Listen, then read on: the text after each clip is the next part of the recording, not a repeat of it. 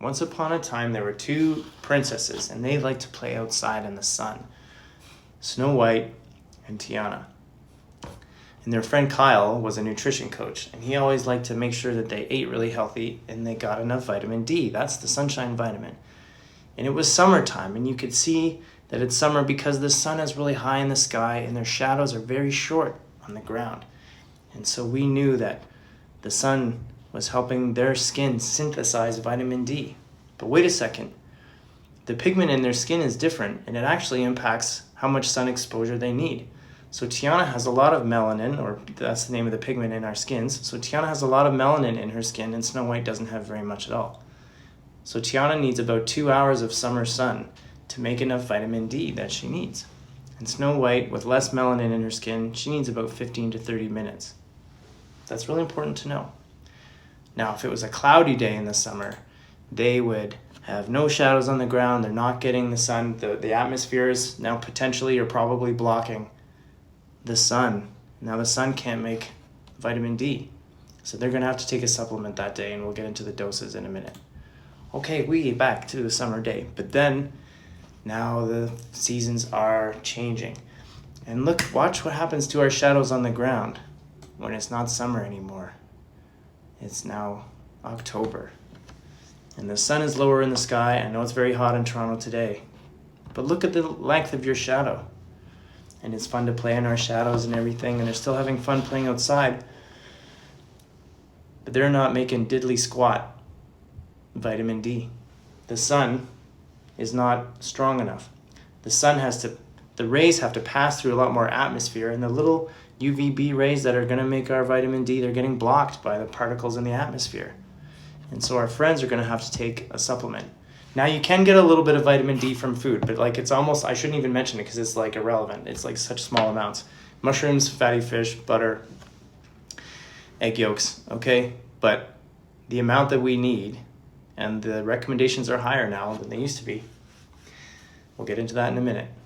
So my little princess friends here every day now from pretty much October 1st here in Toronto, or maybe October 15th till about May 1st or May 15th, we're going to need an oral supplementation to get our vitamin D.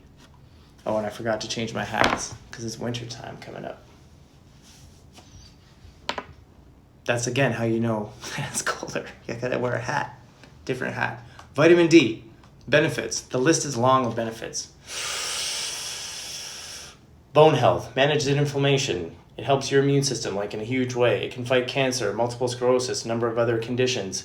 It can fight and reduce or eliminate depression because the vitamin D helps build serotonin in our minds, and that's like the feel-good serotonin. So babies also eliminates rickets. So back in the day, before good nutrition, back in the old times, you'd see kids with like bow legs.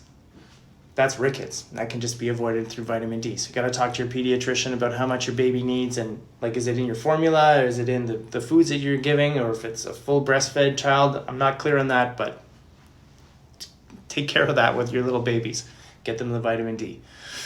Testosterone levels for us older guys, like vitamin D will help build testosterone. It's not like a testosterone drug, but like you take the vitamin D away, there's no way your testosterone is going to be naturally like where it should be.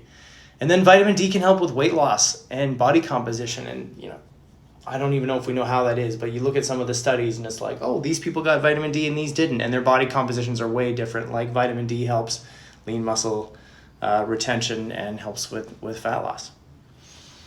So I used to take about 1,000 international units. So you look at this as IU, international units. I used to take about 1,000. I was talking to my colleague, Doug, and Doug's like, no. You need to take like 25 IUs per kilo. And so that's about 2,400. So I take a multivitamin that has about 800 IUs, and then I take 2,000. So I'm going a little bit above that recommendation. Apparently the upper limit is 4,000 IUs. And then with people struggling with obesity, you know, there are different equations, and they're still, as far as I know, they're still trying to figure that out. But if you're watching this and you have obesity, I would have you at around maybe 3,000 units, international units a day. Symptoms of deficiency in vitamin D, yeah, you just basically feel like shit. You'll be sick more often, tired, You might experience hair loss. This is just genetic. I don't have a vitamin D deficiency. Hair loss, and then depression if you're not taking vitamin D. So back to our little friends here. They need different amounts of vitamin D and at different times a year. They're going to have to think about how much sun they're getting or whether the sun is irrelevant. So here in Toronto, get on it. Get on the oral supplement right away. Thanks for watching.